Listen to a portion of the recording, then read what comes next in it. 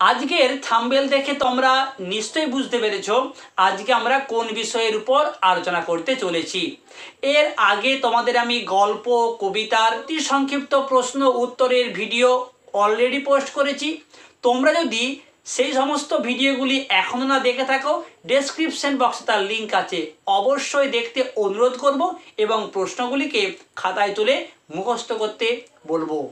তোমাদের জন্য আমি দ্বিতীয় সাবমেটিভ পরীক্ষার ইতিহাসের সাজেশন ভিডিও পোস্ট করে দিয়েছি, তাই তোমরা সেই ভিডিওটি অবশ্যই ভালো করে দেখে ও যেভাবে আমি তোমাদেরকে পড়তে বলেছি ওই প্রশ্নগুলি ভালো করে যদি তোমরা এখন থেকে প্র্যাকটিস করো, প্রথম সাবমেটিভ পরীক্ষার মতন সেকেন্ড সাবমেটিভ পরীক্ষাতেও তোমরা 100% কমন পাবে।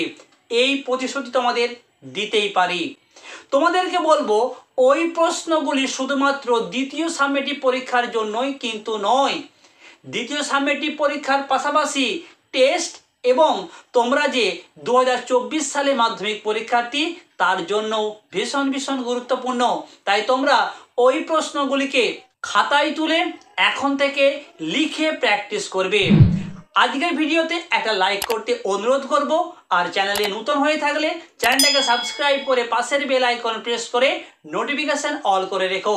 তার কারণ খুব শীঘ্রই তোমাদের জন্য বাংলা ভূগোল সহ অন্যান্য সাবজেক্টেরও সেকেন্ড সাবমেটিভ পরীক্ষার সাজেশন ভিডিও আসতে চলেছে। প্রলয় উল্লাস কবিতা থেকে তোমাদের মূলত অতি সংক্ষিপ্ত প্রশ্ন অর্থাৎ এসএকিউ টাইপের প্রশ্ন এবং এমসিকিউ টাইপের প্রশ্ন পরীক্ষাতে আসে।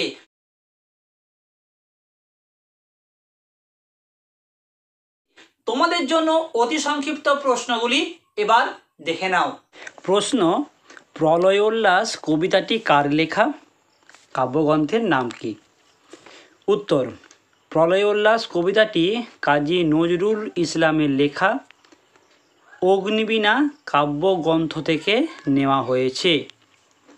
পরের প্রশ্ন, তোরা সব জয়ধ্বনি কর, কবি কাদের জয়ধ্বনি করতে বলেছেন?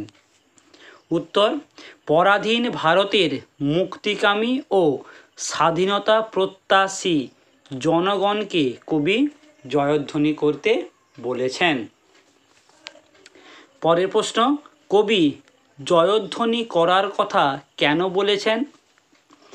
ভারতের পরাধীনতার মহানিশার শেষে স্বাধীনতা সূর্যের উদিত হওয়ার স্বপ্ন দেখছেন মহাপ্রলয়ের হাত ধরে, তাই কবি দেশবাসীকে জয়ধ্বনি করতে বলেছেন।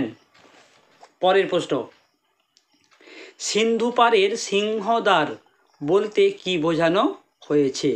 উত্তর, কাজী নজরুল ইসলাম সিন্ধু পারের সিংহদ্বার বলতে সাগর তীরে অবস্থিত ব্রিটিশ সাম্রাজ্যবাদী শক্তির দ্বারা শাসিত ভারতকে বুঝিয়েছেন।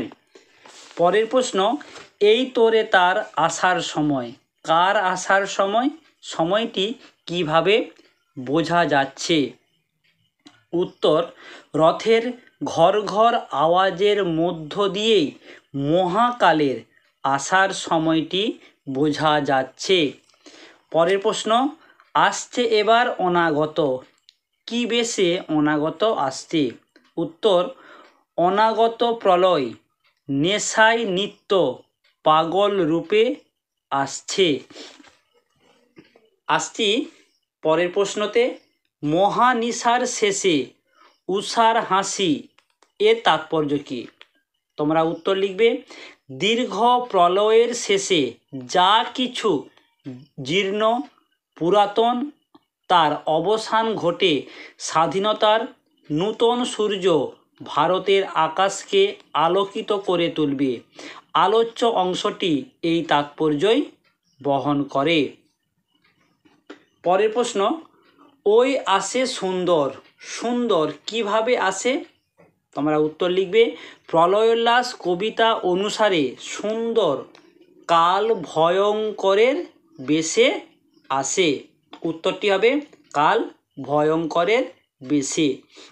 নেক্সট প্রশ্নে যাবার আগে তোমাদের জন্য আমি দুটো প্রশ্ন করতে চাই, তোমরা আমাকে কমেন্ট করে জানাও।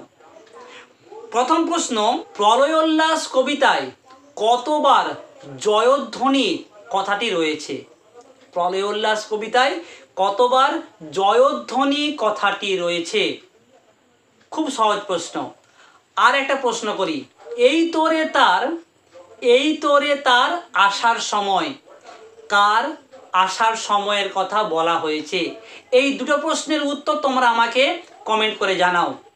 তোমাদের জন্য একটা আমি ক্লু দিই, এই দুটো প্রশ্নের উত্তর তোমরা এই ভিডিওর মধ্যেই পেয়ে যাবে। কেমন? তোমরা চট করে এই দুটো প্রশ্নের উত্তর আমাকে জানাও। যে সবার প্রথমে এই দুটো প্রশ্নের উত্তর সঠিক দিতে পারবে, নেক্সট ভিডিওতে তার নাম আমি অবশ্যই ঘোষণা করব। কেমন? আসছি পরের প্রশ্নতে। ধ্বংস দেখে ভয় কেন তোর? ধ্বংস দেখে ভয় করতে নিষেধ করেছেন কেন? উত্তর, কবি যে ধ্বংসের কথা বলেছেন সেই মহাকালের ভয়ঙ্কর ধ্বংসলীলার মধ্যেও নবসৃষ্টির বীজ নিহিত থাকে। তাই কবি ধ্বংসকে দেখে ভয় না পেতে বলেছেন। অর্থাৎ কবি বলতে চেয়েছেন যে ধ্বংসের মধ্যেই নূতনের বীজ লুকিয়ে থাকে, তাই যেন কেউ এই ধ্বংসকে দেখে ভয় না পায়। পরের প্রশ্ন, হাঁকে ওই, খুব গুরুত্বপূর্ণ প্রশ্ন এটি, কি বলে হাঁক দেয়? উত্তর হবে জয় প্রলয়ঙ্কর বলে হাঁক দেয়। আসছি পরের প্রশ্নতে, সে চির সুন্দর, কেন তাকে চির সুন্দর বলা হয়েছে? উত্তর, সে ভাঙে আর গড়ে, তাই সে চির সুন্দর। পরের প্রশ্ন, স্তব্ধ চরাচর, চরাচর স্তব্ধ কেন? তোমরা উত্তর লিখবে প্রলয় নেশার নিত্য পাগল ভয়ঙ্কর, এর অট্টরোলের হট্টগোলে। এই দুটো শব্দ কিন্তু তোমরা অবশ্যই উল্লেখ করবে। অট্টরোলের হট্টগোলে চরাচর স্তব্ধ হয়েছিল। তাহলে উত্তরটা ঠিক এই রকম হবে, প্রলয় নেশায় নিত্য পাগল ভয়ঙ্করের অট্টরোলের হট্টগোলে চরাচর স্তব্ধ হয়েছিল। পরের প্রশ্ন, কবি কালবৈশাখী ঝড়কে নূতনের কেতন বলেছেন কেন? উত্তর, কেতন শব্দের অর্থ ধ্বজা বা পতাকা।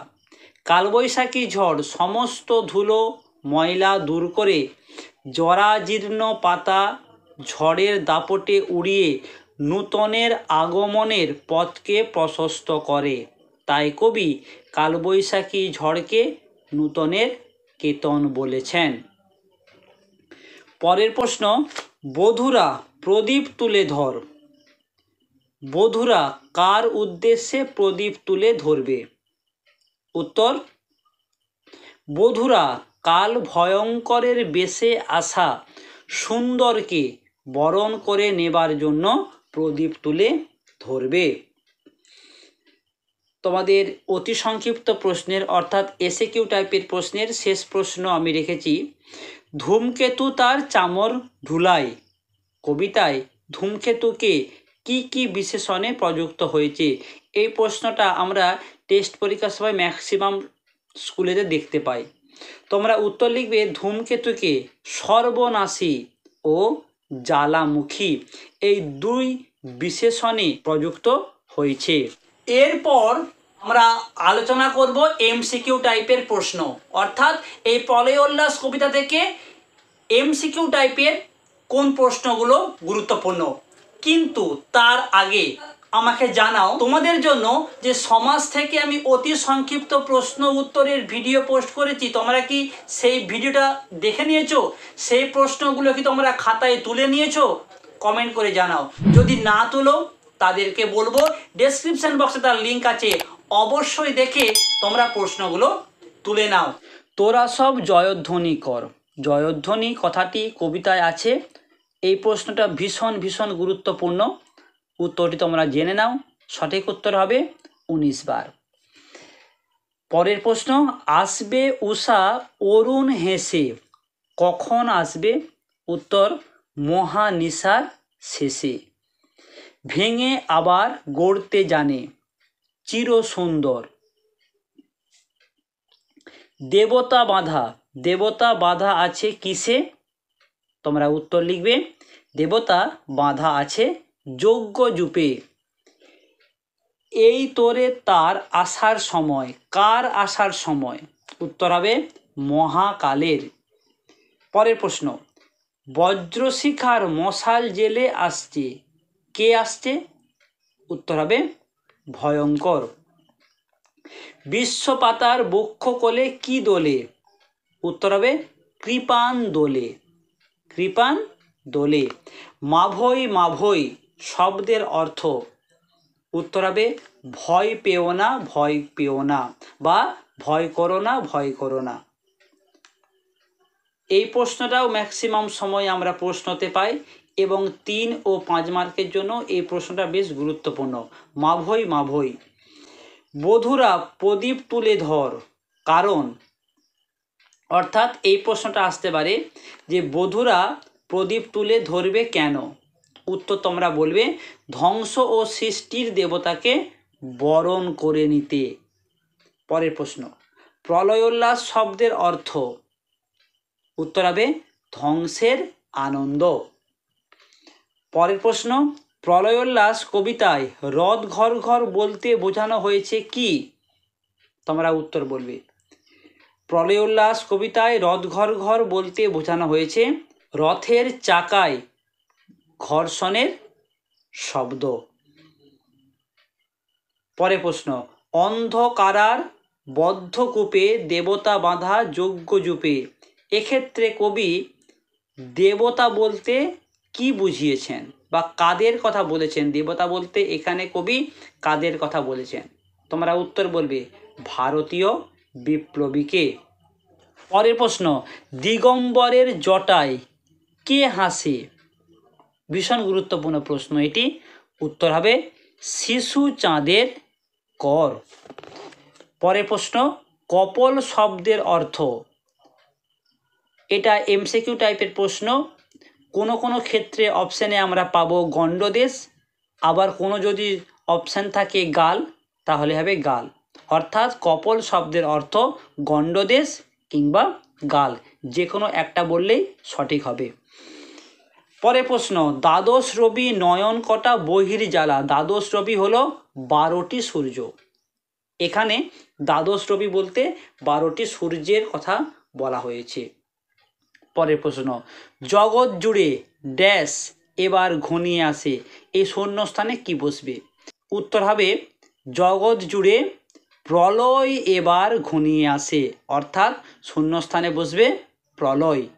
সমাজসহ গল্প কবিতার প্রশ্নগুলি তোমরা খাতায় তুলে এখন থেকে ভালো করে লিখে প্র্যাকটিস করবে। কেমন লাগলো আজকের ভিডিও অবশ্যই তোমরা কমেন্ট করে জানাবে। আর হ্যাঁ, অবশ্যই ওই 2টি প্রশ্নের উত্তর তোমরা কিন্তু আমাকে কমেন্ট করে জানাবে। কেমন? সবাই ভালো থেকো, সঙ্গে রেখো আওয়ার বেঙ্গল টিউটোরিয়াল।